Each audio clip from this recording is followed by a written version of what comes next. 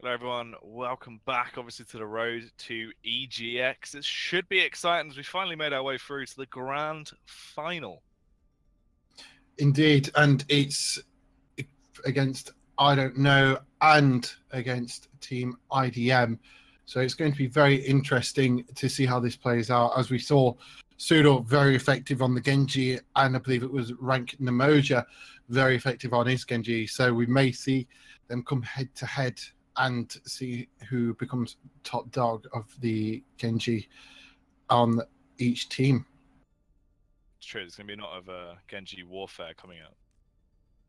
Yeah, we do also have to thank Omen by HP for sponsoring the tournament, as well as providing the great PCs, which I believe one is up for grabs to the person that is voted, player of the match at EGX, and that's their full desktop PC. And the winners of EGX will also get a Omen by HP laptop, winning the event as well.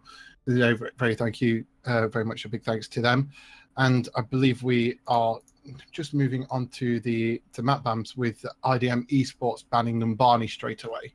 So clearly a map that they didn't feel comfortable on at all.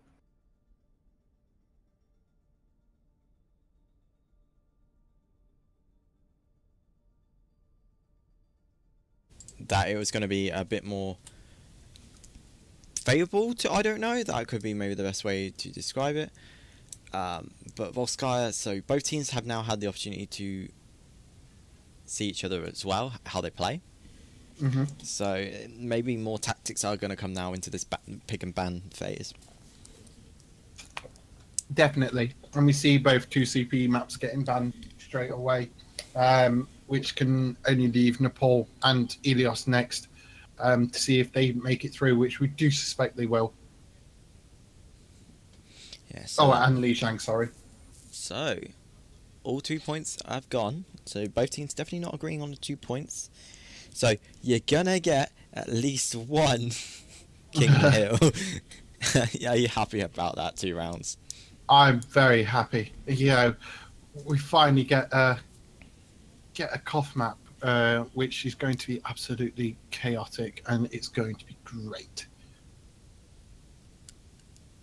Yeah, so I think it's also it's going to be very good to see them style map, so we can finally find out who is the better team with the better comp, because it does take a lot of work essentially to win the King of the Hill maps. I think that are one of the hardest to win. Yeah, and sometimes it can come down to individual skill, but it can also come down to how the team focuses as a unit, and we've seen both teams focus as a unit very well. So it's now time to see who can outperform the other, and I believe we will have Oasis as our first map. No, too early. Can I not count? No, you cannot count. So there is 7. I cannot count today. So I don't know. We'll have the first available map choice. I'm more likely maybe see a Hollywood. Oh no, they're going. So it's a Route 66 to start. So maybe they're looking towards how they played. Did they play in the semi-finals? Yeah, IDM did play Route 66 as their first map on the semi-finals. So maybe I don't know. Think they could take them. Maybe they've had a look and see how they played. Maybe quite easily can counter strategize against it. So the second map is going to be Dorado as well. So I think that's the first time we're going to see that today as well as a good majority of these maps we're actually going to see for the first time today. So Eichenwald, we haven't seen today. Kings Row, Nepal, Ineos. So a good chunk of maps are going to be available for us to view for the first time. Yeah, the first 3 we go from escort to King of the Hill, and we'll probably see another King of the Hill, or they may be thinking Kings Row at this point, because I think by this Nepal is the decider. So you have 3 hybrids and 1 King of the Hill remaining. Yeah. So they're going to go for Eichenwald. It's going to be very interesting to see if it goes 0-4 to one team or the other, or 4-0, sorry, to one or the other teams. And from this point, is I don't know, trying to save maybe the British map till the last, or are we going to end with independence, so to speak? And yeah, it could be, or are they going to bail out the banks in Greece again? Are we going to see King Zoro as your final map 7? If we get to map 7, of course. No. No. We go to Ilios for map 7. So I believe first one's Route 66, then we've got Dorado, then Nepal, then Iconvold, then Hollywood, then Kings Road, then Ilios. Yes, you are completely correct on that one. So it's going to be... I can count that many, Dave. Or Dav. It's not Dav, isn't it? Wow. But... so nice. But... Oh, you can't count. You had 8 there, and you were saying it's first map.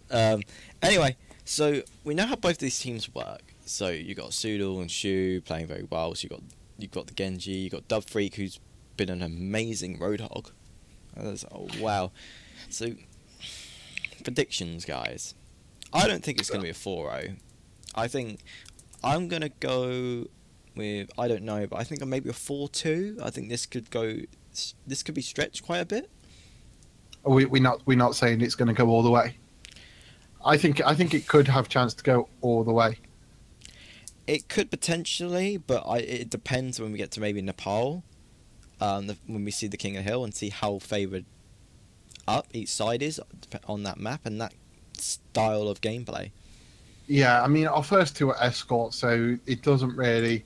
It just sees who can either counter the opposing team, or attacking team, sorry. And Nepal is kind of like where I think it'll see who's individually skilled better on each side. So it's going to be, like I said, it's definitely going to be interesting to see who is top dog. Yep. Jackie, your thoughts? It's, to be honest, I feel like I'm the only one that's kind of more, from what I've seen and how the games have gone, I feel like the games that I don't know played were a lot more dominant. Very quick, very fast in their favour. The only times where it looked like it was a little bit slow was a couple of small mistakes, small hindrances here and there. Honestly, I just feel like I don't know could actually come in quite heavily handed, and if they played to the best of their ability, I feel like this could be more in the region of, I don't want to say a whitewash, but I think it could be a lot more dominant than we overall expect it will be. Yeah, it could potentially be. I think it would depend on the first map. The first map's going to be like big momentum swing for each team. But we are ready to go for your grand finals. Of course, guys, the winners of this match will win the EGX Super Tickets. So that grants you all 4 days of access to the EGX and a qualifying spot, one of the 8 available at the EGX for the grand final event in September. But I'm going to hand you back to our casters for the final time. It's going to be Jackie and 2 rounds. Take it away, boys. Good old Davy. I love that guy. Great guy. But let's see how it will actually boil down. Obviously, it is going to be Route 66. It's where it all started earlier today, wasn't it, Tom? No, it's where it's going to boil down. It's good to see, the map that we're starting the finals on is how we started the day on. And it seems that, IDM are going for a very similar setup to what they played before. And Pseudo opting for the Hanzo. First time we've possibly seen Hanzo being played for actual damage in this first round. It'll be interesting to see if he does commit to that and actually stay with it. Obviously, it looks a bit unlikely in terms of their lineup's gone for. Don't know if we'll be seeing Ginger stick to Genji. I mean, it could be a very interesting composition if that's what they opt to go for, but let's see if that's what they actually do stick with. More so than what we know is set in stone with that defense, if we have a look. Obviously, Wrangler Moja, we know how effective he can be on that Genji. A massive nuisance, always in the back line, always creating a lot of havoc. Very good at space creating. The rest of the team there as well. You got Dub Freak. He was quite effective, what we saw earlier with that Roadhog on this exact map. This time around, he's situated a little bit more grouped towards the team, though. Not going to be trying to create as much of a diversion as it is. Oh, no, definitely. And we do see Ginger swapping back onto the Winston, and Sudal going for the Sonic Arrows, probably Hanzo. straight away on this one, as Shy is the only healer. But it does actually, yeah, Shu has switched. I thought he was going to stick on Hanzo for a little bit then. Could have been cheeky to see how that would boil down, but obviously they do opt to go back to more of a default setup. Pushing their way through. They are just trying to trickle their way around. IDM just keeping it smart, just sticking together, staying on the higher ground, just trying to slow them down, pick them off, see if they can create a bit of space. They will try and kick it off now though, as they do work their way through early. First frag is going to go their way as well. Yeah, definitely. Straight up trade. You Genji for your Ana, so essentially a pretty big loss on both sides. But the kill feed does seem to be going in the favour of IDM now. Yeah, instantly start to trade it back. More so what we expected as they work their way back through. Obviously, I don't know, just closing it out. Shy comes in with 2 opening frags. This is quick as well. There's only been a few little bits of moments where it's actually staggered the cart. The rest of the time, that payload has been moving pretty flawlessly. So a fast take of the first point. I know, definitely. And like we see Shy with already 85% ult charge, but again, oh my god, with 91 now. And with regards to the side of IDM, you've only really got Soldier and Lucio that are pretty close to their ults as well. It's a very close game right now. That is true to be said. And the thing is, once they get these ults up, that's when this area here is going to be very annoying. Fighting in a town like this with so much more verticality to play with, especially with Oh My God and that Tracer, if he can slip his way into the backline, they can be so annoying. Sudo as well, this is his home ground on a Genji. Think of how much of a nuisance that is going to be with the amount of verticality and range he has to play with. They do kick it off. Shy actually takes down their Ana. Yeah, Shy takes down the Ana. I think what it was is Sudo actually went in for the Ana straight away. That seems to be his main priority target-wise. Is I'm going for the Ana. You boys clear up on the rest of them. I'll jump in if need be. And we see Dub Creek. Dub Creek does hook Tracer. She's not getting away this time.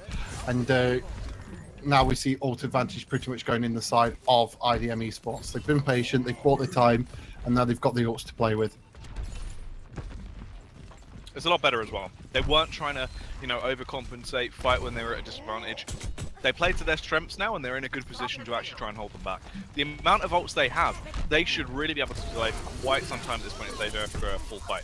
Ana will fall straight away. Oh my god, does get traded out, and this is where it comes into effect. Still not actually committing to using too many ults. Only one is going to be popped over on Roadhog, but they clear it up fairly quickly. The Winston has to pop his ult as well, so Ginger hoping to try and knock them back. Can't do too much. He's forced to retreat.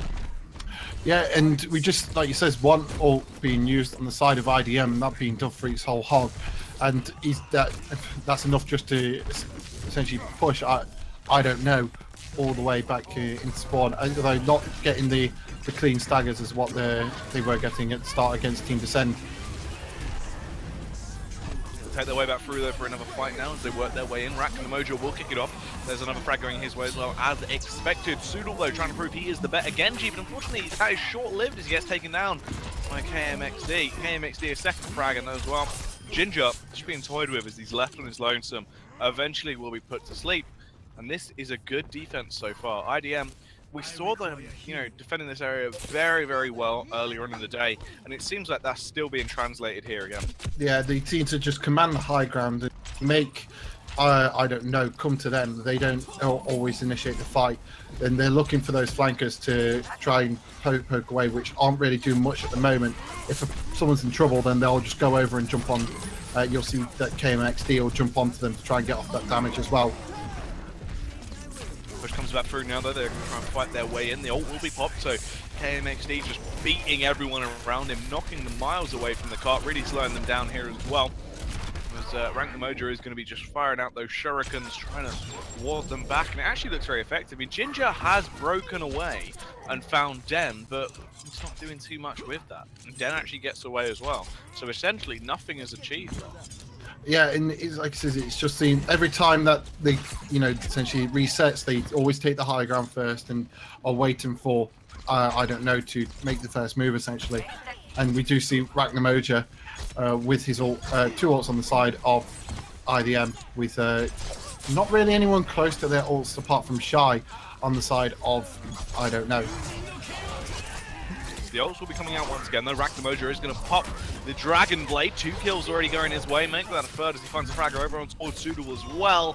That is going to be his reign of terror now finally nipped in the bud as Ginger will take him down, but it comes on to Iron the Soldier. Two very crisp clean frags there come out as he finds one with a pulse round, one with a little 3-round burst as well. And they do slow them down once more. Only 1 minute 15 left on the clock as well. For such a fast point A take, for them to have been delayed this long, it's a very nice defense. Yeah, IDM have definitely dug their heels in here, and they're making, I don't know, try a new approach by going out high left. But I believe that was a nano boost on to, I didn't quite see who it was. Oh, it was KMXD at the end of the day, and just making those stall tactics so much more effective. Push them all the way back into the cave on the left-hand side for not to touch the point at all. And every time they're not on the point, it is getting pushed back meter by meter. It's true. It is just, it's making it harder for them to get it any further, to allow them to have more of a lifeline, obviously, into the second half here. But this is good for IDM. If they're actually able to close this down, you know, and keep them at this point, that's not bad. That is a fairly effective defense. Yeah, and like they're using the Defengi, and it's just making life so much difficult for I don't know. And they're booping Soldier off the high ground. He's nearly down on with regards to oh my god, and KMXD is now popping his ult with regards to just keeping people away from that payload. It's very clean as well. Obviously, D.Va going to come in last, so that's Flares to try and take down Den. Will actually do so, but the thing is, no one's on the cart. Time has ticked away. They physically couldn't get there, and they do lose that one out. So a very effective defense actually from IDM. Once they sort of found their foot in, they did not show any signs of breaking through. Indeed, and what we saw, like you said, is very effective defense, using that high ground to its fullest, basically, from the side of IDM. Now we get to see how IDM plans its attack. We do see them picking up the Tracer and the Genji, locking those in straight away, and Double Freak again staying on the hog. So it'll be nice to see how that, I don't know, cope with it. I mean, they seem to do quite well on the garage phase, but with regards to, you know, streets through the second point after the gate, it did seem to struggle getting it past the corner. Yeah, it's true. That was where really it all came into effect. I mean, they weren't actually able to close it down as quick as, you know, I mean, just off the back of that first point, we expected, hey, maybe they've actually got a bit of momentum behind them. It looked kind of fast, but obviously was not meant to be. Now, setup-wise as well, be interesting to see what they actually bring to the table here is they do have very effective players individually as well.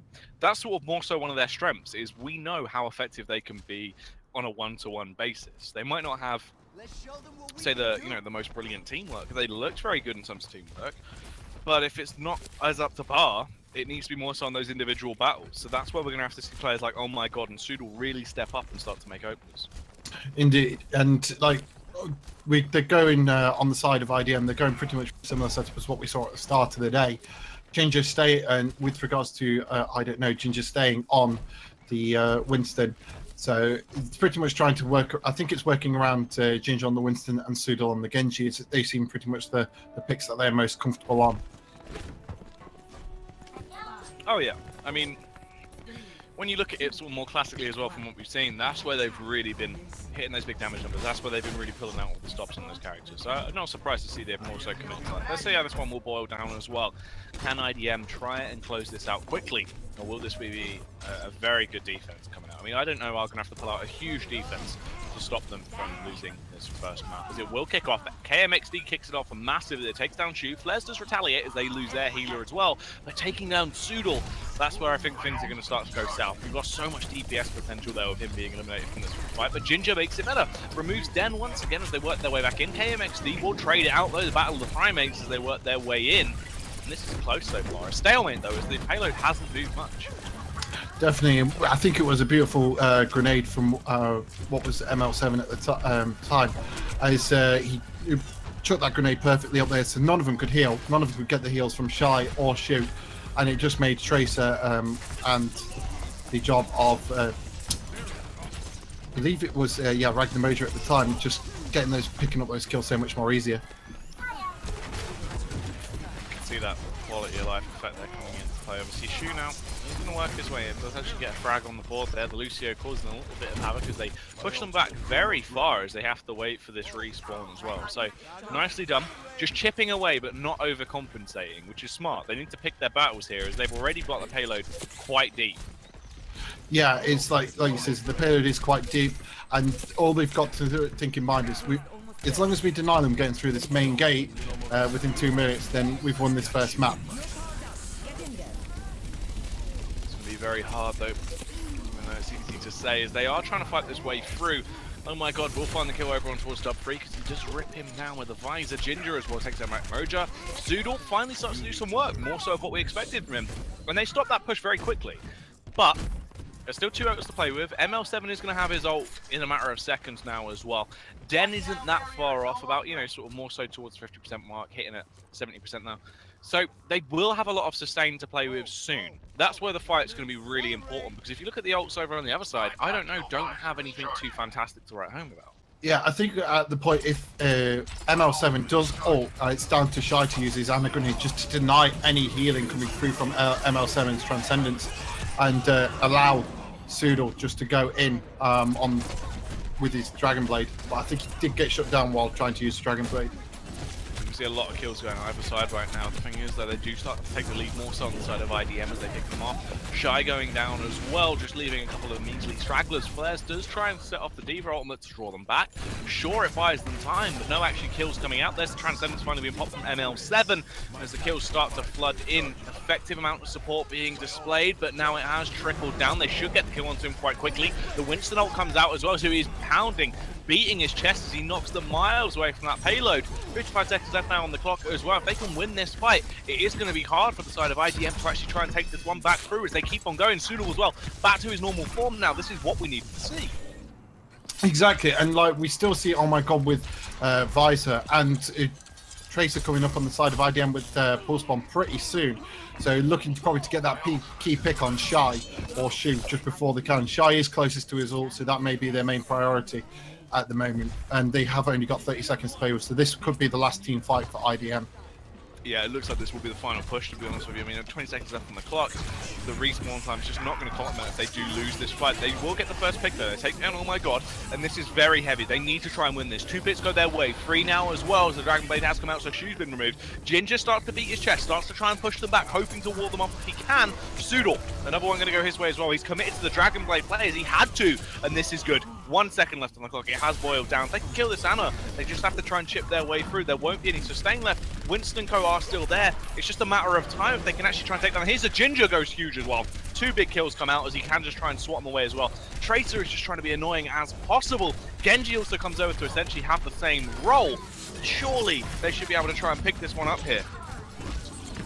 Yeah, Tracer on the side of IDM just doing a job perfectly there. Every time the overtime counter was getting low, blinks back onto the point just to reset it, to buy that time. But very surprising sort of performance from the side of I don't know to say how staggered they got on the second point, but very well done to them. And it was a good hold from the side of I don't know. That was nicely done. Unexpected result, to be honest with you. I mean, we saw how effective IDM looked. We expected the same sort of prowess coming into their second half, maybe even more so on their attack. But I don't know, just really went wild in terms of individual performance. They all stepped up at the right time when they needed to, and they do lock it down. Oh, indeed. And like I thought as soon as Tracer on the side of IDM got the Pulse Bomb stuck onto oh my god, and wasted his ult, that was the point when IDM were going to make the make the push to the first checkpoint. But they were able to bounce back on the side of I don't know, and inevitably win it out. Crazy stuff there, obviously, as a result on that first map, and unexpected, but nice to see as they do pick it up fairly early. Obviously, I don't know, coming into this, they had a clean sweep in their series as well. Both of these teams look very effective. They all look dominant. It's kind of the battle of the Titans now. They pick up that first map. It just depends. Are they going to be able to keep this momentum going? Is this them now holding their heads high, looking very effective as they work their way through? Or is this where IDM starts to get a little bit of resurgence back? Well, Dorado is quite a fair, like I says, I would say fair map to play. Is in it's the way the map's built is they have that very tight choke right at the start, but then it opens up to a wider streets phase, which these maps all have a lot of verticality, which helps the Winston and Genji with regards to their play style. So it'll be very interesting to see who comes out what we would say top dog, as it seems to be the theme for today of these two teams. Yeah. it is going to be interesting. I mean, there is a lot of potential for this final series to be all over the place. You've got explosive individual players in terms of how much prowess they can bring to the table. You've got a lot of actually effective teamwork from either side. I mean, I don't know as well. They look very effective on their defense. Sure, we didn't see the greatest amount of, communication obviously on their attack side, but their defense looked on point in terms of structure. Oh, no, definitely. They definitely were able to get that defense clean and strong, I would say, for the garage phase of Route 66. As even when the grenade came in from ML7, I thought that was a key point, that ML7 were going to just make it quick and push it through and keep up that momentum, but they were able to, like we say, bounce back and keep the sustain going up, probably delay IDM enough time so that the rest of the team can get back into the fight to eventually win out the team fights. I mean, that just depends as well if we're going to see that same sort of effects coming out now, obviously, once again, or how it's going to go. Dorado is what's interesting, obviously. It's the first time we've seen it in this qualifier. So a little bit different to what we've seen, obviously, throughout the day. So it could actually provide some interesting results. There is a lot of potential for flanks and cool stuff, as you said, later on into the map, sort of in the middle portion of the map. You can achieve a lot, obviously, working around the courthouse. That's where we're going to see a lot more exciting fights. Yeah, and I think that's the fights where a lot of them like to take the high ground on top of the courthouse, and we see IDM keeping that dominance on the high ground, which they've done. There's 2 points on this map which they can pretty much do that, which is at the very first point with regards to the choke on the arch, or around about the courthouse, and then it starts becoming more of a closed brawl at the final point when you're in the power station on Dorado anyway. Yeah. So, I mean, the thing is as well, that final point on Dorado can always be such a nuisance. We see a lot of teams, they're always having issues normally to try and actually close out maps. So there is a lot of interesting stuff that's provided there as well. I think Dorado has a lot of interesting flow for the game. So hopefully this map should actually be quite exciting, especially because of the type of players we have on either side. They do sort of complement that. Yeah, and like it says, it's a bit similar to King's Row sort of style, even though you don't have the hybrid style of it, but it's very fair and depends of like who can win what fight, and that's pretty much what it all comes down to, is who's better at the team fights. And at the moment they seem fairly balanced. Probably the first game on Route 66 was both teams testing the waters of each other, and as we go deeper into the series, we'll be able to see which team is able to dominate the other more effectively. Yeah, because I mean that's sort of what we've seen throughout all the series as well. That first map is usually, both teams look like they're staggering a little bit, and the thing is as well, there was that downtime. Obviously IDM, they played their first series, they 3-0'd that, but then they had a bit of downtime as we had to play out the second series. So obviously you don't know if that's them finally getting back into it. Obviously you imagine they would have been warming up throughout that downtime, getting ready for the final, but you never know how it could have affected them having a little bit of a break in between matches.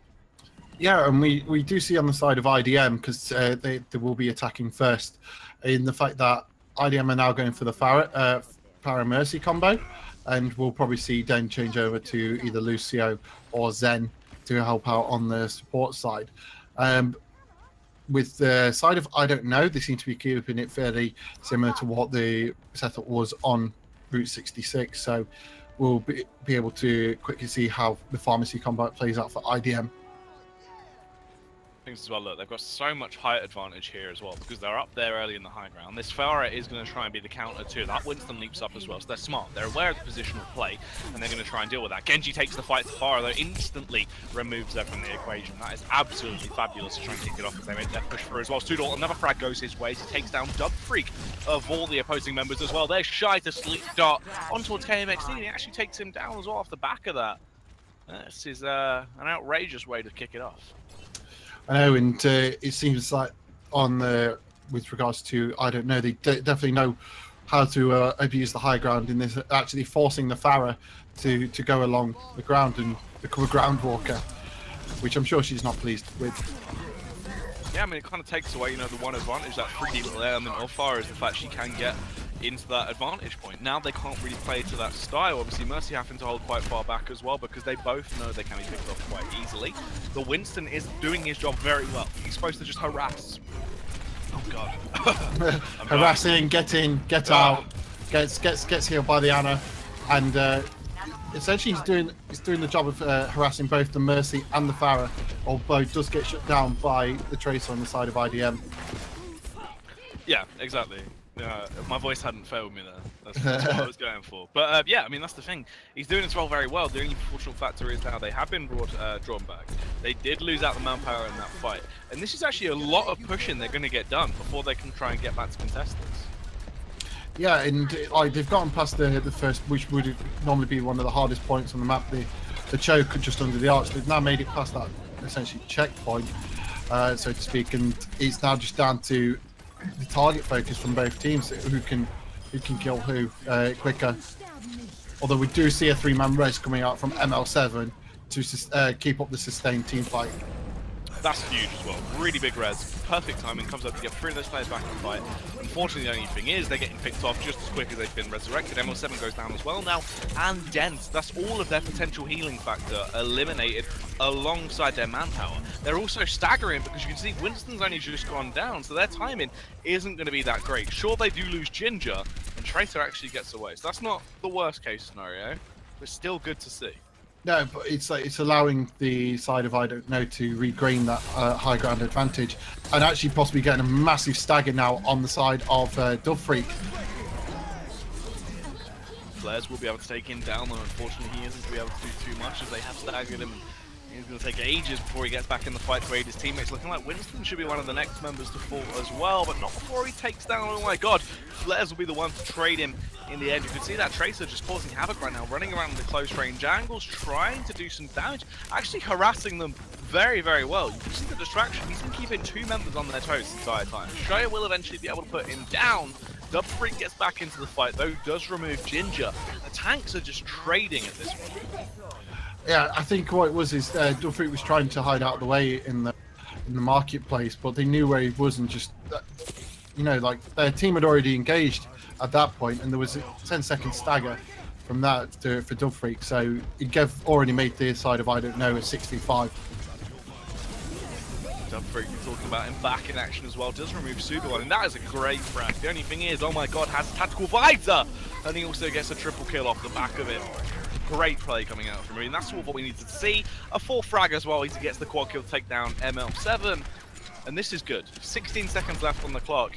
I mean, this is absolutely wild that they've got such a big defense off. I know, and to say the fact that, you know, we saw at the start, I don't know, really, you know, struggling to break through IDM's defense, it's a really good spectacle to see with regards to both them putting up a good attack and defense on, but at the moment, both maps. The thing is as well, you see this sometimes on that first point hold on Dorado. If they get that first point hold off, 90% of the time you can essentially give it to them, they are going to be able to close it out, because all you need to win is that one team fight where they're situated on the higher ground to get the push in. I mean, they're not that deep in. No, they're definitely not, and the Tracer's taking a nap in the background, which they're going to deal off pretty quickly, which would have been a beautiful sleep from the side of Shy, and, you know, Tac Visor coming in again, cleaning up with regards to that, and that'll be all she wrote with 74.79 meters on the side of IDM. Score 0-0. There you have it. That's the thing. I mean, in terms of the defense, that was very well executed. It might have even been better if they hadn't, you know, it was just a little bit of staggering. They lost that first initial team fight. It was a little bit further than I thought it was. I didn't realize they actually got it just up towards Fountain. I thought it was just behind Fountain. So a little bit easier, but the thing is, I just don't know if we're going to actually see that defense potential come out from IDM here. They had a great defense on Route 66, but they're really going to need an absolutely fantastic performance here to not allow this to be a quick 2-0 pick-up already from the side of, I don't know. And we've already seen how IDM can put up a pretty strong defense. It's maintaining it for what will probably be, I believe, is about 4 minutes in the case, and they've got to keep them practically at the arch or further deep. But the risk is the closer you play to their spawn, the easier you're making it for, I don't know. So it will be quite interesting to see how IDM play, either how risk versus the reward they play, or how they want to play with regards to conservatively and just keep it at the arch. It will be interesting. I mean, they need to bring their A game, whatever they actually bring to the table here as well. You don't know if they will actually try and play a little bit more laxed off fear of getting the initial wipe and actually losing out off the back of it. But the thing is as well, if they do play quite far back like they are here as well, there's so much ground that is already being taken straight away from the beginning of the game here that they're not that far away from winning this one. I don't know, are in a very good situation no matter what comes their way. Definitely, and like I don't know, really just being the mix of all the groups, but proving to be probably one of the strongest teams that have come out of this throughout the day. They are now making their approach through. They will be kicking it off as they slowly make their way down Funky Town. They have the payload in the rear, and here is that barricade. They are going to try and roadblock them off and kick them back, and it relies quite heavily on the Reinhardt and Zarya combo here to actually be able to be that deciding factor, be that wall to stop them from getting back in. And right now, this roadblock is getting broken. They're just hammering the shield of everything they can bring to the table, and it looks like they might actually be able to overpower it, especially as the Winston charges in right now. Does get Sleep Dive, but was able to overpower. Ginger eventually does fall, but Sudal kicks it off. There's the eye in the sky as well as Farah rains down from above. Unfortunately, she wasn't able to do anything. There's Rank the Mojo going huge as Zarya. Great play comes out, and they do save their bacon. Yeah, Rank the Mojo playing the Zarya, it's something new today. Already at 53% ult charge, and they're probably thinking of the stall tactics with regards to Graviton and trying to just keep them away from the point. But it was a lot of ground made by I don't know to say that they had, you know, in the first minute of the game. It was very nicely done. I mean, definitely not what we expected on there. It just seemed like it was actually going to be quite a strong push. They obviously have regrouped now. They do have the ultimates play with as well, and that is going to be the difference maker as they flood their way in. Sudal is about to get his. Anna will pop her nano boost though. Gets their teammates ready to try and ward this off. It is Reinhardt. He also has the Earth Shatter to play with, and they're finding kills even without burning any more ultimates. I think Sudal just popped his ult with regards to that, but doesn't seem to be to any avail. Doesn't pick up any kills. In fact, Shy's going all battle mercy and getting the kill on KMXD. Yeah, I mean, that's the thing. He got sleep darted, couldn't use the Dragon Blade there, but we did see the Mercy actually overpower the Reinhardt, interestingly. And they are in a position to maybe try and push this if they can keep hitting. They are actually cracking them. They're getting it moving. They're edging ever closer. They still have 2 minutes to play with as well. That's the important factor, is they have a lot of time to go a very short distance, and they are doing damage. They take down this Reinhardt. They could try and work their way through to close this out. The Zenny is on the scene. It shouldn't take long to kill him. It pops the Transcendence though, just goes for the straight commit on the delay play, but he will surely fall quickly after. But they're going to be so close, especially when the Zarya ult comes out to try and slow them down even further, but they do take it. There's 2-0 already on the belt. You know, I was generally thinking it could go straight to a 4-3 to the winner, but I don't know. And by I don't know, I mean I generally think I don't know are going to possibly go 4-0 in the series. It all goes down to Nepal and see how, because we haven't really seen any teams play King of the Hill, so it'll all go down to see how they both perform on King of the Hill. Because next one will be Nepal, and we'll go from there. This is the thing that, you know, as I sort of said coming into it, I thought this is going to be a close matchup, but I did expect there to be potential for I don't know to just really lock it down quickly, and it does look like that is going to be the case, that they will actually work their way through and most likely actually shut it down pretty quickly. And our first legendary card of the day. But I think we're just going to go a quick break. It's only going to be 2 minutes, and then we'll be right back with Nepal and Iconvold.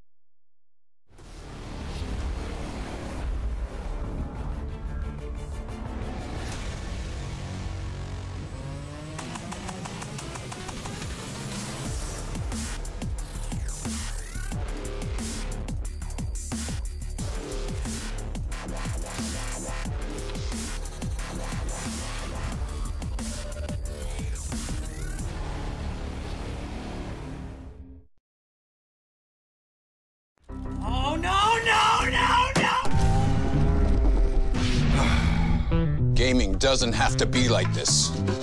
Are those tears? You need a machine that can keep up with you. The new Omen X. All those hours of training are about to pay off. Don't rage quit. Get the Omen X. Dominate the game. Hello everyone, welcome back. Thanks for sticking around during that short break. Obviously, it is the road to EGX, sponsored by the wonderful Omen by HP. We are getting ever closer to deciding who has qualified here as we work our way through. I don't know versus IDM. I don't know right now. 2 maps already under their belt, edging ever closer to getting the third. Yeah, and like I said, we've seen I don't know be pretty dominant for 3 out of I would say the four games that we've just had with regards to attack and defense. So it'll be interesting to see how they play on a King of the Hill format now, and see how IDM deal with the pretty much a pretty dominant side at the moment. It's true. I mean, they look good. I don't know. Everyone's been looking crisp individually. We know there is great individual performance over on the side of IDM. It's just not been going all at the same time. They need to fire from all cylinders. We're seeing small moments of everyone stepping up now and then, whereas on the side of I don't know, it's consistency that's been the key.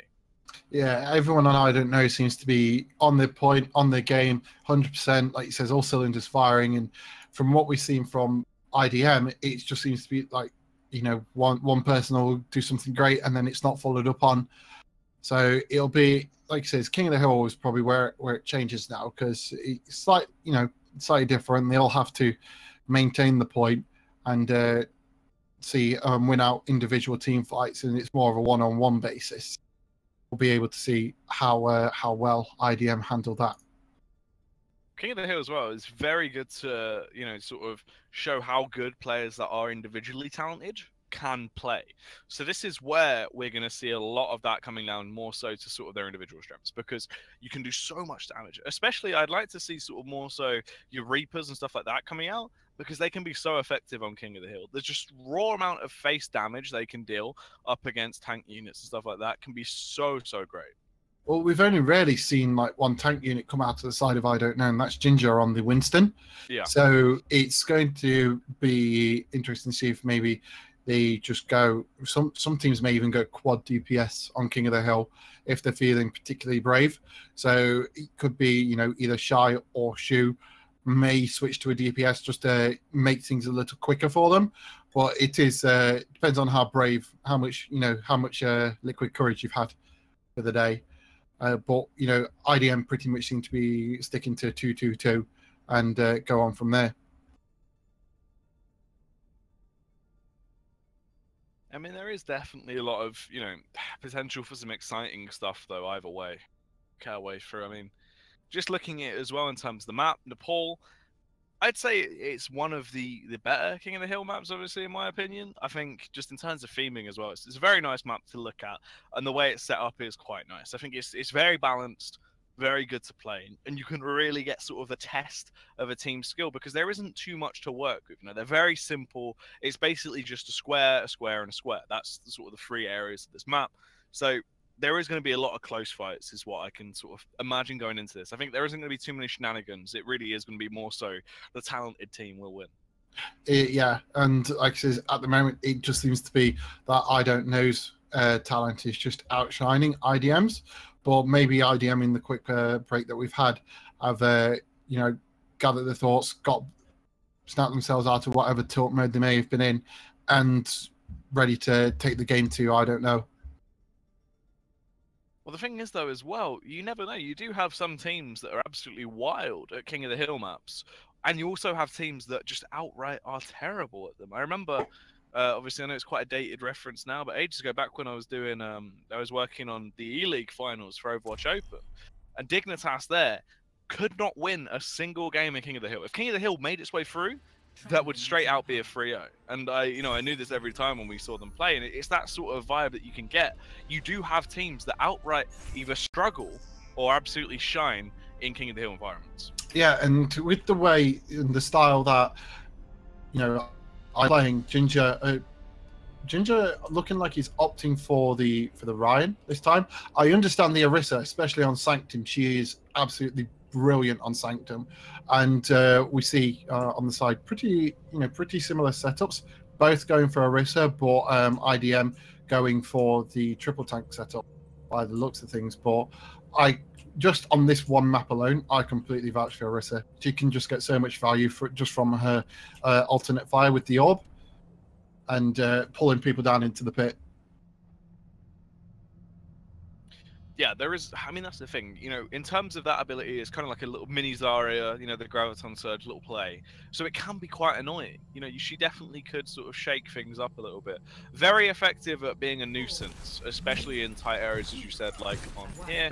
More so with the other picks as well. Sort of fairly standard. We're not seeing that Tracer come out. We might see a Tracer in sort of later zones. Obviously, Tracer can be very effective on the pull into some of the later maps. But let's see as the push comes through. They will work their way in early. I want to see these Roadhogs going massive as well. They can be so effective if you can force them into the backline early. Just absolutely demolish them with the amount of damage you can output.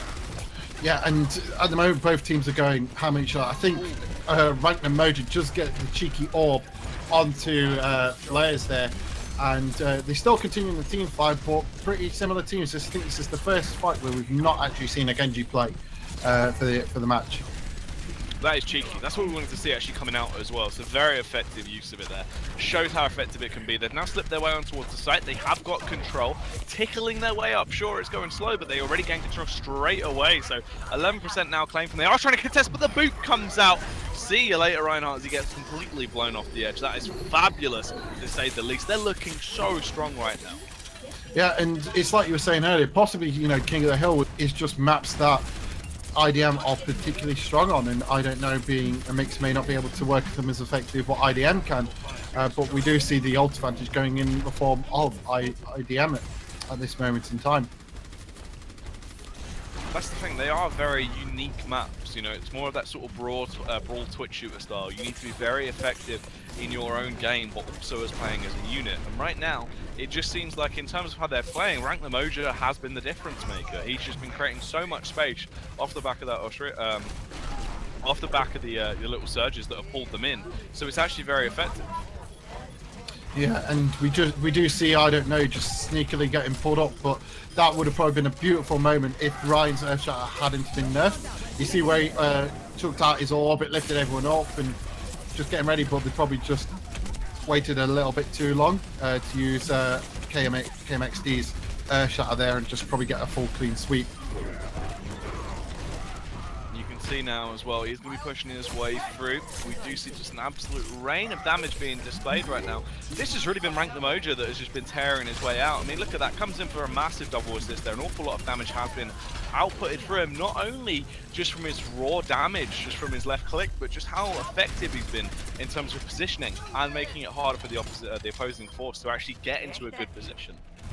Yeah, and they're forcing, I don't know, back now. They're forcing them back all the way to their starting choke point, right outside the spawn, and not giving them any room to breathe in this sense at all. I mean, you see that they tried to chuck out the shield from the Orisa just to give them a bit of breathing room, and they're just not letting them. They're just destroying that shield straight away. Very, very annoying play coming out right now.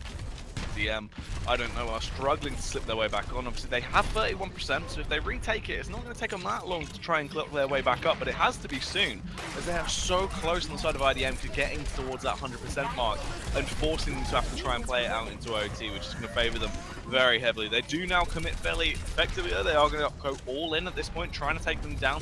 Nice amount of damage output coming out, and I wouldn't be surprised if they actually do try and close the game out right here. Yeah, they're not even allowing, I don't know, to get the full contest on the point like earlier. Like I think that's the only reason they got 31% is that they came on, let them get the point, and then took the point back off them. But very, very clean match from the side of IDM. That was nice to see. Very effective stuff, obviously, as they actually closed that one out. We now move on. The thing is, once again, though, you know, this is what I was saying with Nepal. The environments are all very, very similar. They're all essentially, you know, they're quite equal. There's not too much of a stark contrast on a map-to-map basis. So I wouldn't be surprised if IDM actually try and keep just that playstyle going and do come in very effectively. IDM setting up for the pharmacy combo with Soldier for that consistent DPS, while you see more of a dive basis coming from the side of I don't know.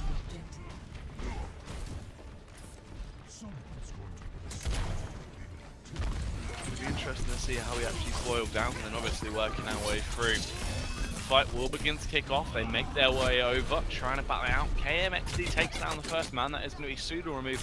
That's quite a damaging asset being taken out early. That Genji can be so useful if he's able to shine to the best of his ability. Shy as well will remove Den, so they're losing their healers. OMG will be able to take down that D.Va mech, so it does actually draw them back, and seems like for a start they will take control of the point. Yeah, I mean, it seemed to trade out fairly evenly at the start. There, like you says, Luna and Pseudo fairly early on. At that one point, and you thought it'd be a bit more detrimental than what it was, but I don't know. Seemed just to get their, get their focus together and go back in and for another try, and was able to win out the team fight. They're pushing back in, looking a little bit staggered though, to be honest with you, as they trickle their way back through. I mean, KMXD looked like he was kind of divided from the rest of the unit. He does fall. You also see Aya going to go down as well off the back of Ginger, and they're just pushing them back so far. You can see the confidence has definitely returned to I don't know, because this is how they were playing previously. When they start to get the lead, they will push you back and keep on pounding. They have no, they have no regard for their own safety. Oh no, definitely, and the I don't know sort of approach is like, risk it, go in, and if it doesn't pay off, then we'll try again. And we do see here at the moment, with regards to the take, there's not really much training apart from oh my god, picking double kill with the Tracer. Oh, the res though, that is absolutely great. Gets everyone back up. It looked massive at the side of I don't know. Seemed like it was going to be a very, very effective defense. But the res comes into play. Does make their lives a little bit more annoying, especially when the visor goes on. You take down Soodle, but unfortunately for Eye, Flares was ready to trade it back, and this fight has gone on for so long at this point, but it seems like they have standed the test of time and actually warded them off at this point. Yeah, even with a 4-man res, it seems that, I don't know, we're able just to sort out their target focus, and no one seemed to be dealing with flares at the time. Even though D.Va doesn't really put out that much damage, if she's getting off the headshots, she's doing a considerable chunk into anyone's health, and also charging her ult at the same time, to which now it's got D.Va Bomb on here, so she's able to crowd control the point if needed. Right now, 99% towards 0. All they've got to do is try and win this out here, not allow stick on, let that overtime boil down. It is a little bit closer. The D.Va ult does just miss out as well, as it slides out, unfortunately, but they're doing a good job. They're warding people off the site. You can see that clock is getting quite low. If they can take down this Lucio here and then just pick off the final Genji, they should be able to win it out.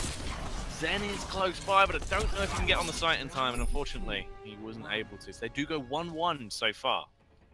So we're at least going to see a repeat of one of the maps that we've already come through during this thing. So next one should be, I believe it's Sanctuary, with the point in the middle. So we may return back to Sanctum, to which it could possibly go to a final deciding match, but could hopefully look at a 5-game King of the Hill match.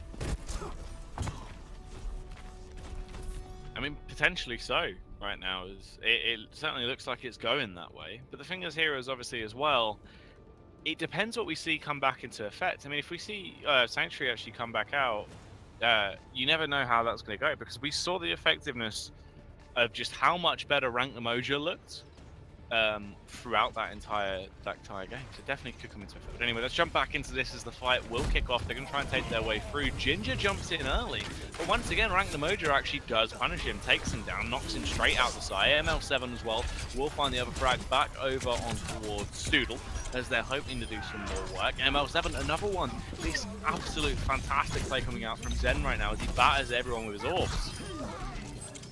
Yeah, and it can, safely allows everyone else to move on to the point and take it from, I don't know, while it was being contested on there. And now IDM are showing, I don't know, a bit of their own medicine by pushing them all the way back up to their spawn and not allowing them any breathing room.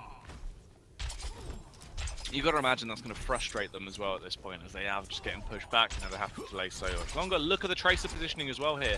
Very smart from I. He just waits it out, then finds the damage over on towards. Oh my god, couldn't actually get the kill off onto him though. They're just wasting time right now as the fight is going on over towards the site. Already 30% has been grabbed though from TDM. They just need to try and keep it a little bit longer as they fight their way through. The ult will come out from ML7 to try and keep his teammates alive.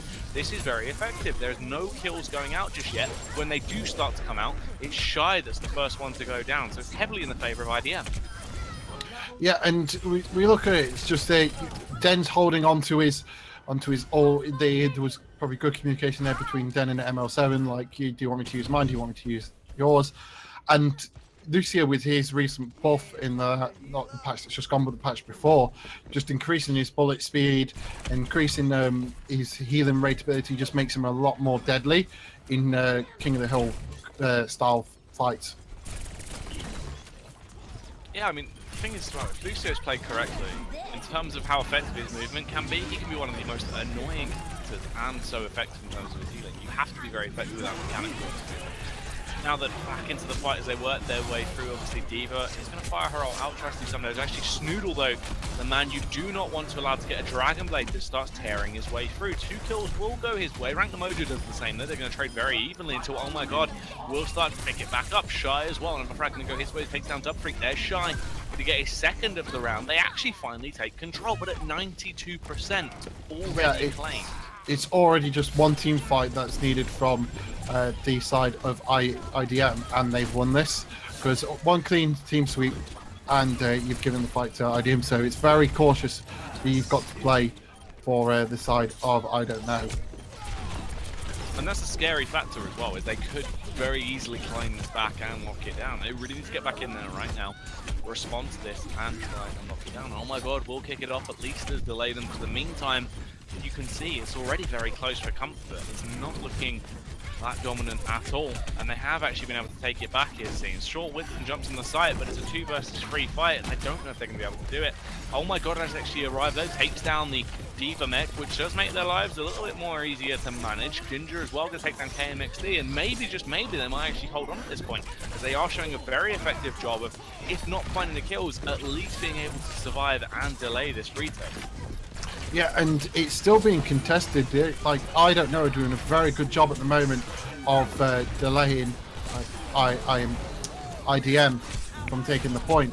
And I think Dubfreak got his mech just a little too late there to save Rank Namoja on this, and they realised that the fight has been lost, so they're just regrouping back to the ship for another re-go at the point. Thing is, by the time they do go back in for this next attack, we're looking at about 84% on their actual meter. So it is quite scary, as they're getting very close now. And you can see that double player set up. The only thing is, Tracer spots it out. They're now aware. They fall back and readjust accordingly off the back of this as well. Genji will dive in. It relies quite heavily on him to actually be that difference maker. He's got to be a nuisance. Flares kicks it off and takes on the healer. That's massive. If they can eliminate the sustain and make it so they cannot heal effectively, that's where they're going to win these fights. It does look like it's starting to flip-flop back a bit though, as they do find some frags. Dubfreak and KMXD will do some damage, but they finally get to that 99% as they want to lock it down now. They've just got to get off the site for enough time to close it out. It's just D.Va there. She's the only nuisance left. She backs off on the site as she absolutely has to. Genji will dive on though to keep them in the fight for the meantime, but it's so close to call. It's all over the place right now. They're just trying to beat them off. And you can see no ults on Overside at this point. They don't have a lot to play with. It's going to be all-out raw talent because they're just not going to be building their ults quick enough as the fight comes through. But all of a sudden, I don't know, close it out as they just dominate their way through. Surely if they kill this Winston, it will be theirs to take, and they will go 2-1. That was, I think, at the time, Dubfreak did have the chance to possibly control that point back in the favour of IDM. But he overshot his D.Va bomb into Ginger's Winston bubble, which completely absorbed all the damage from the D.Va bomb, essentially negating that ult entirely. So I don't know whether it was a miss shot from Dubfreak or a very good placement of bubble from Ginger.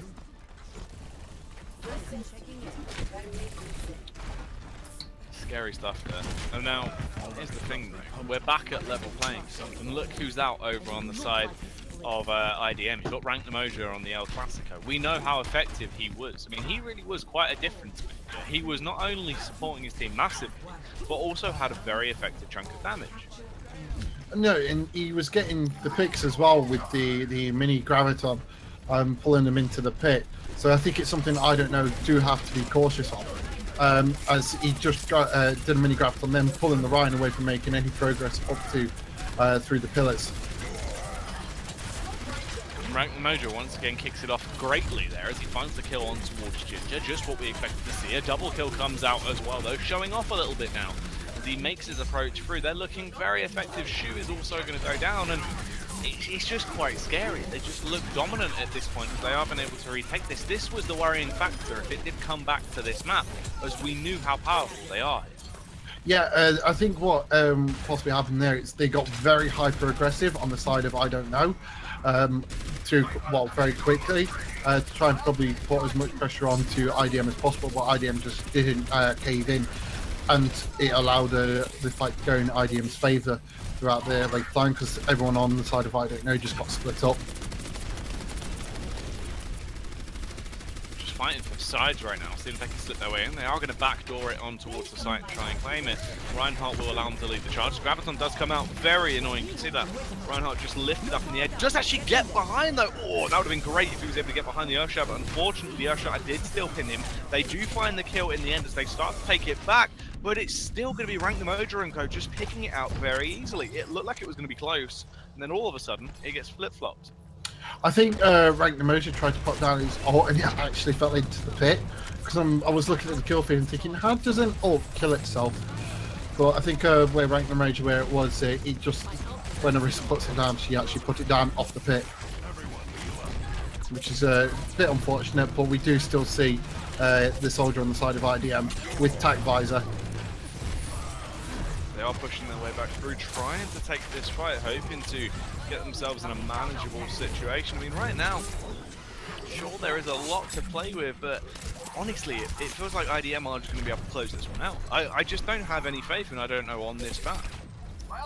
Yeah, it seems like on this particular map, IDM are very strong, but on the rest, it seems like it's very, very close. Yeah, true. I mean, that's the thing. It's hard to predict how it's going to go, really. You know, we've seen the full stories. We've already seen all three portions of the map, so we know there is a lot to play with. They do retake it, much like last time. They're probably only going to get a small percent, though. There is already 95% claim, and that's one team fight. It'll be so easy for them to slip their way back on and try and close it down.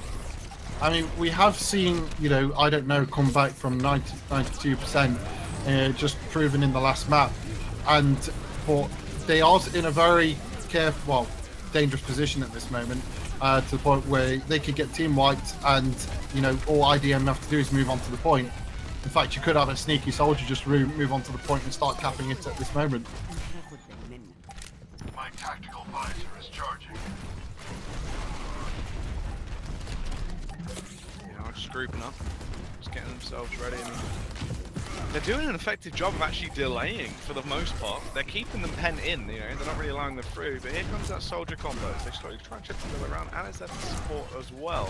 They see it's smart. I and ML7 are going to be a critical factor. If they're not aware of this, it could be massive. But they adjust to try and do some damage. They have to just face tank it out now and go for an all-out brawl to hope to do some damage. A lot of ults are going to be popped, you'd imagine, as they work their way through. Tactical visor does come out. Flares will go down.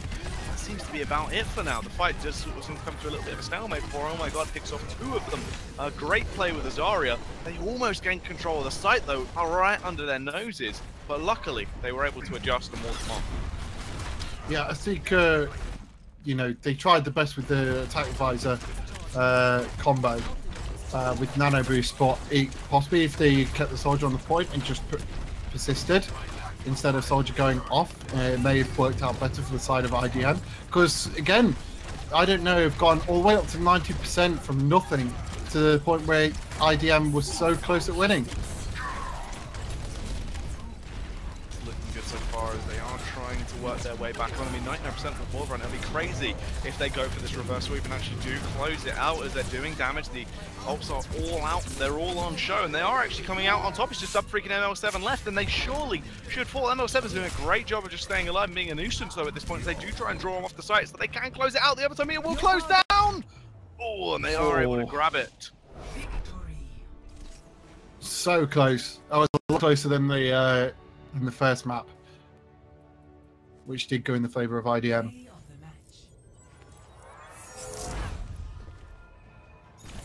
Unexpected, honestly.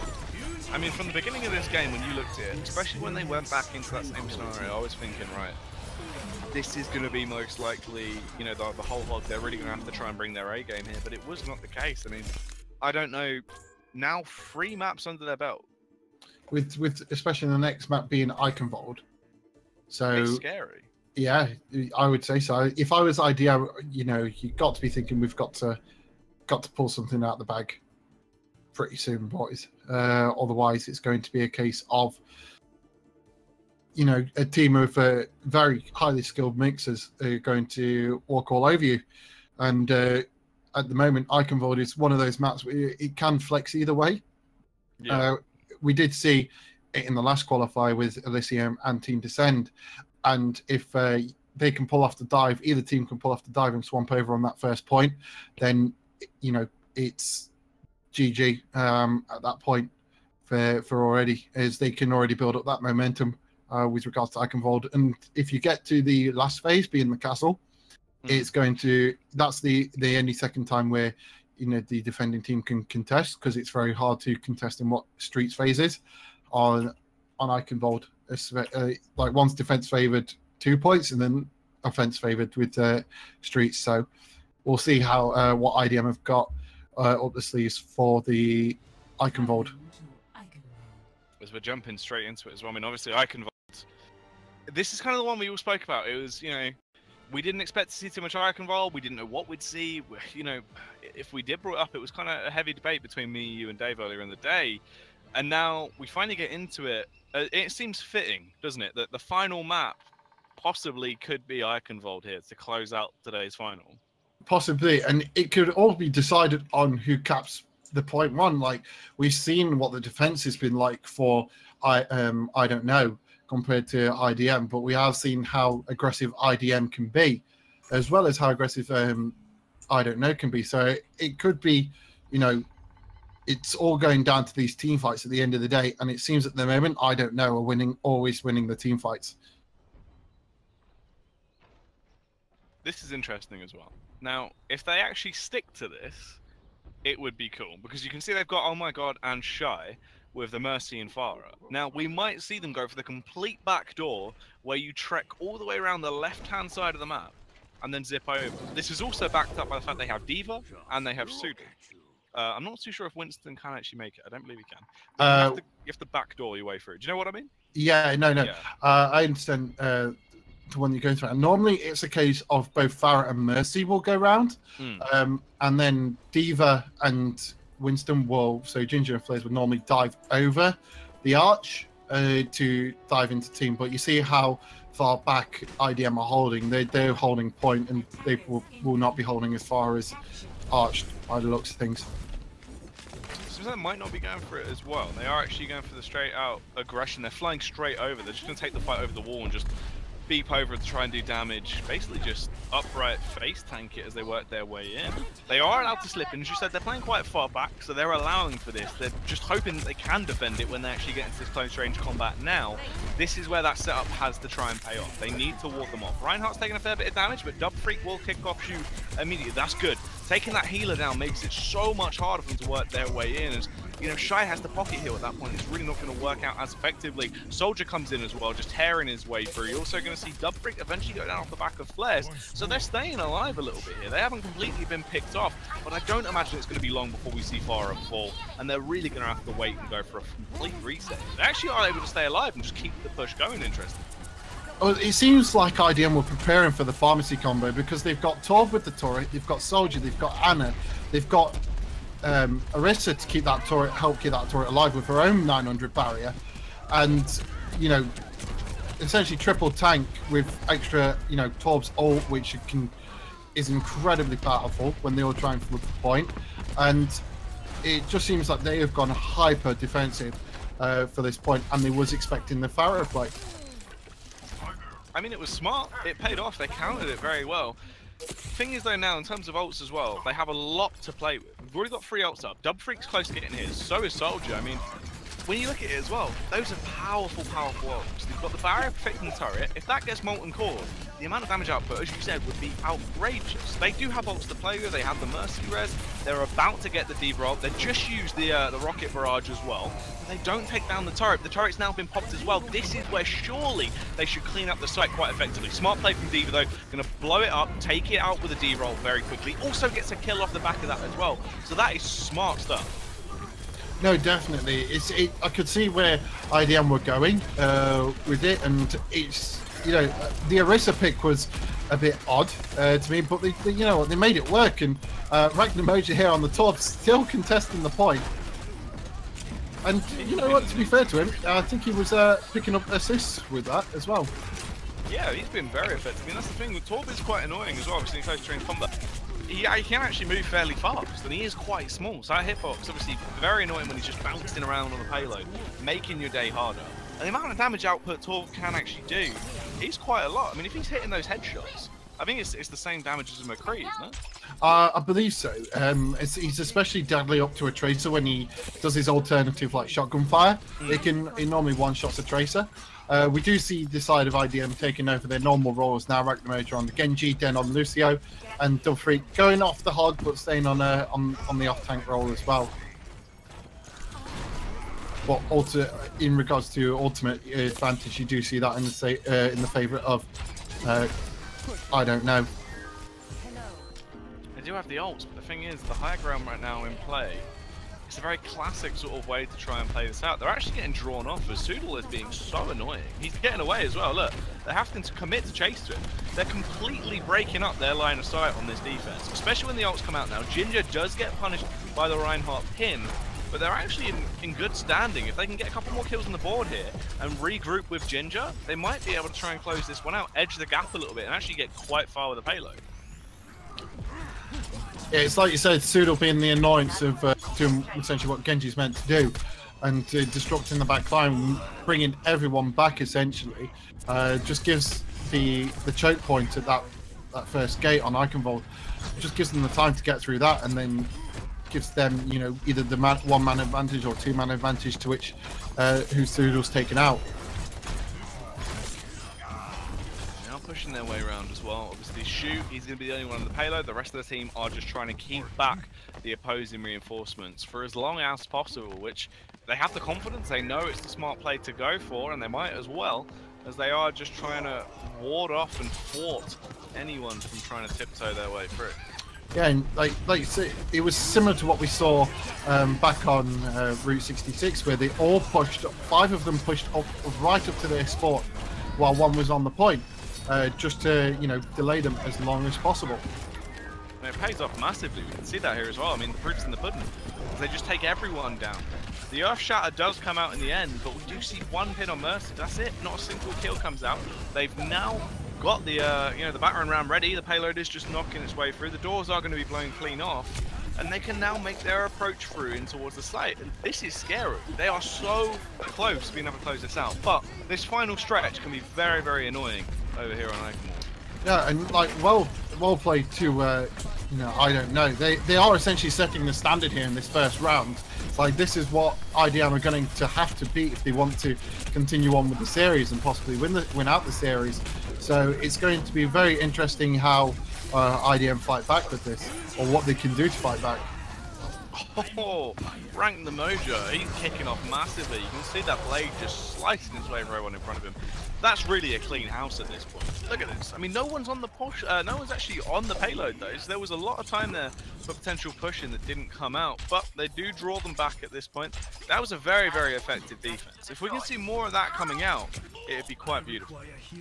Yeah, and we see, Ginger playing very well. He was low on health as Winston. What he did is he allowed Shy to get ultimate charge by healing Winston before he went in and swapped. So it gave Shy that little bit of an extra push on his ult charge.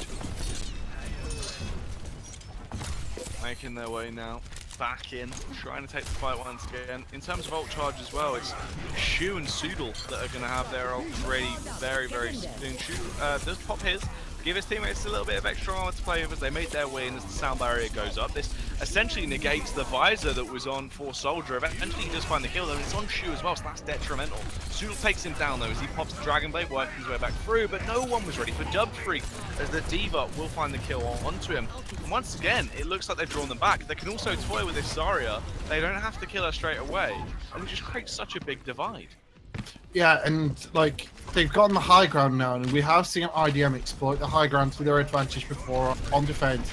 It's just a bit of a shame on IDM side that they couldn't exploit the high ground back on the streets phase for against I don't know, but they seem to have just stabilized now, and they're just trying to give themselves as much time as they can so that this cart can be pushed back as much as it can as well. They are just trying to push it back right now, seeing if they can get themselves into a more favourable position as we work our way back through, but here comes the fight once again. Now they do actually have a little bit more in terms of their utility to play with their ultimates.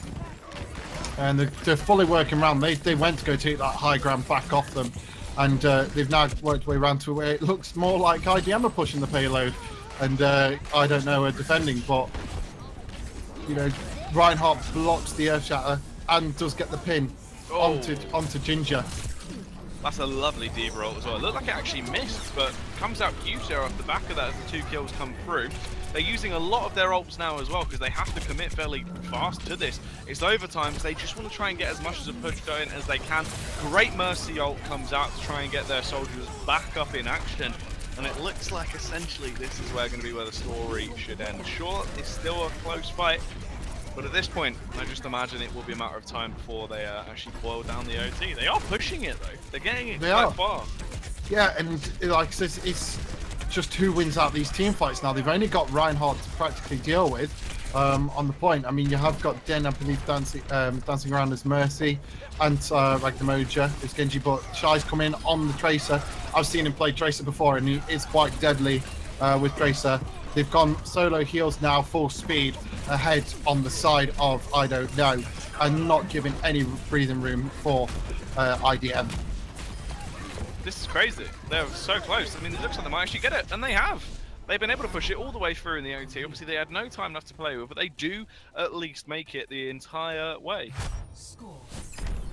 Like, I genuinely thought that they were mainly going to make it a 2.5 push, just at the last moment, you know, with Duffy getting up the double. But, you know, the last minute switch from Shy to switch off Anna and go on to Tracers just so he can get in there and provide that extra damage was very smart on Shy's hand. That was smart. It was very smart, very nicely executed. I mean, the thing is as well, that's the entire difference maker there now is they've been able to make it the whole hog. You get all 3 points off the back of that. And it's scary, honestly, because now we get into a situation where they've already got all 3 points. All they have to do is defend. And we've seen them have some good defenses in the past. They're not a team that, you know, has been struggling that much in their defense.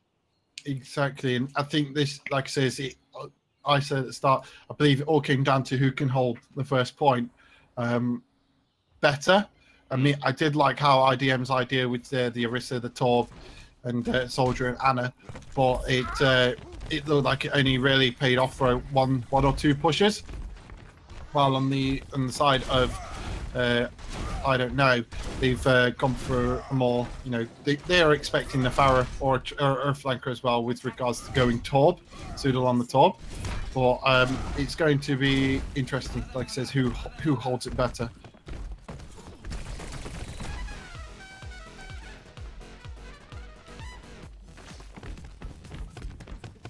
Now then, they do just set themselves up, and the thing is, we see the Torb again. Now, I don't know how strongly I agree with this because honestly, I think Soodle has been such a game changer in terms of his DPS prowess that maybe limiting him to a Torb could come back to bite them. Well, I think it's the fact that it can shut down divas sorry, not Divas, Tracers, but Dubfreak went straight in there and shut down Sudo's turret straight away. So it may prove to bite him in the bot, but we'll see how they're able to cope. I mean, obviously, only being able to build that to the first level when it gets killed in a matter of seconds, he will go down as well. Sudo not looking that great on Torb early game. They've done no damage output at all with the turret. Luckily enough, his teammates have stepped up massively. Good to see him now back on the Genji as well. Yeah, he's probably was like, oh, we'll try the Torb. If the Torb doesn't work, I'll switch, which is, you know, just good game sense. And Shy doing a fantastic job on the Ana, and just keeping his team alive. And actually, his accuracy on shooting down the Tracer has been incredible.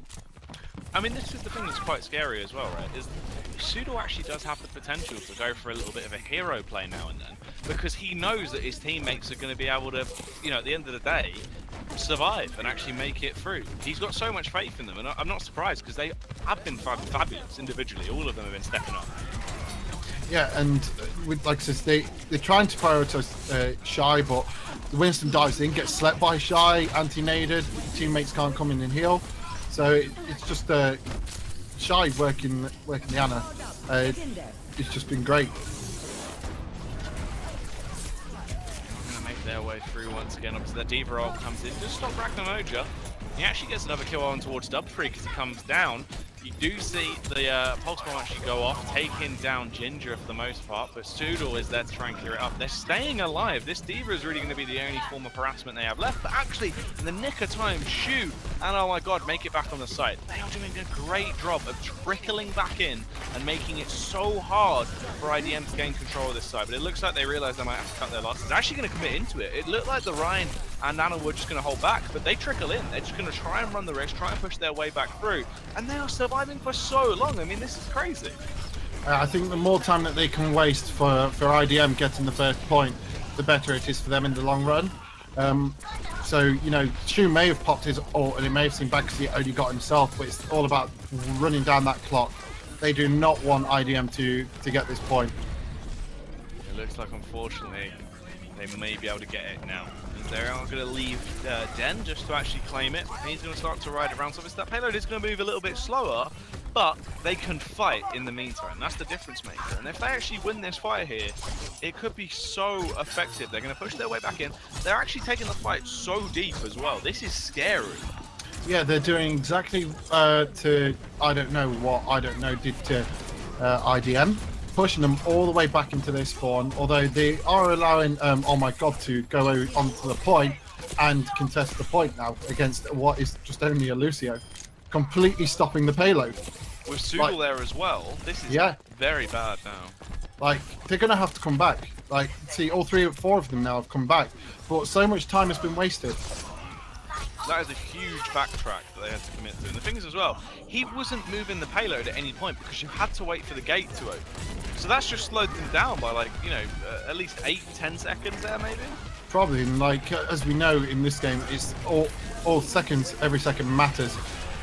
And you can't really afford, especially when playing against I don't know, to give up that time. They already made it into overtime. You want to get that clock back and get it to 3 so that you don't say that you get your final push.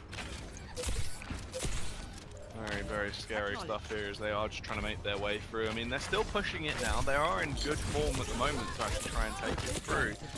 But they jump off the payload for a little bit here as well, as they need to try and regroup. They have to link up with the rest of their teammates. So they allow them to gain control of the payload here. They can reset up, and that clock's ticking away. Before we see the next fight, we're going to have 2 minutes left on the clock. You wonder if they might have just shot themselves in the foot a little bit here, especially as Snoodle comes in, opens it up greatly, takes down KMXD. This is looking bad if they can keep this up. As well, with the visor going on OMGs, he just starts to tear his way through with the Ana boost. Snoodle as well back on the Dragon Blade. This isn't great. There's going to be about 1:20 left when they go back on the payload. They're burning so much time. And you've got Flares with the Diva Bomb, you've got Shu with the sound barrier, and Ryan's only just used his, so you've got a 1 CC ult, 1 survivability ult. I mean, KMXD, they've got, you know, Winston, he can whack people out the way. Pulse Bomb can kill 2 people, if they're in a crowd, and still freak with his own CC, but not used it on this occasion. Trying to push their way back in now. There's a minute left on the clock as they have been able to commit to the fight finally. They're struggling to do damage. Ginger will get the first pick, but luckily they get 2 more back in their favor. The only thing is, it's just 2 men versus 4 at this point. Luckily, we do see the Ana get the sleep dart off to try and slow down Snoodle, as he could be so annoying. They do kill Snoodle as well. That's a game-changing frag coming into effect. But the thing is, as much as they've got kills, they're not that heavily staggered. They could reset at this point. We're looking at about sort of 30 seconds left on the clock when both teams are all going to be fully alive. Yeah, and I think what it was, Flares was firing into what was Ragnamoja's deflect, which actually probably ended up Ginger getting killed.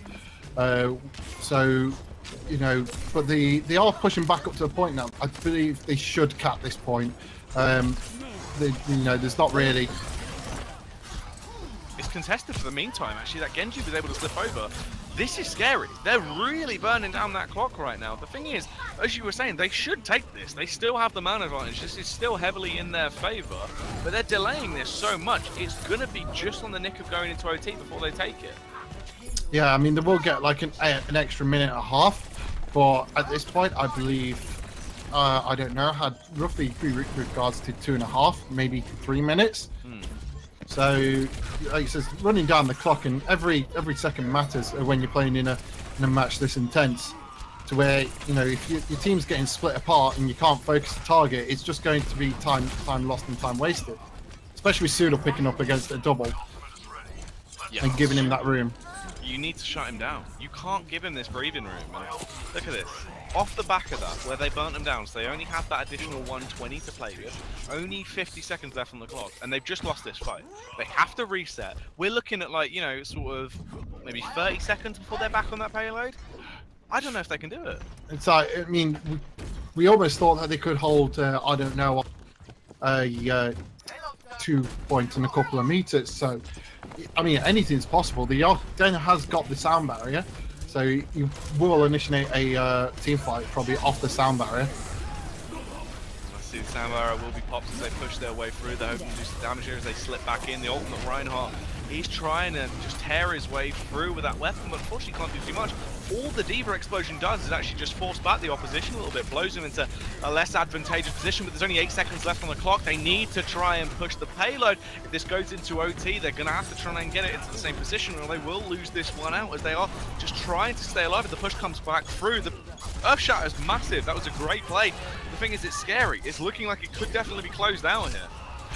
The Earth Shatter was scary, but I believe Shu came in just in time with the sound barrier, which was able to keep that sustainability up for a little bit longer. And now you've got Pseudo trying to pester the tanks and doing a good job of it as well.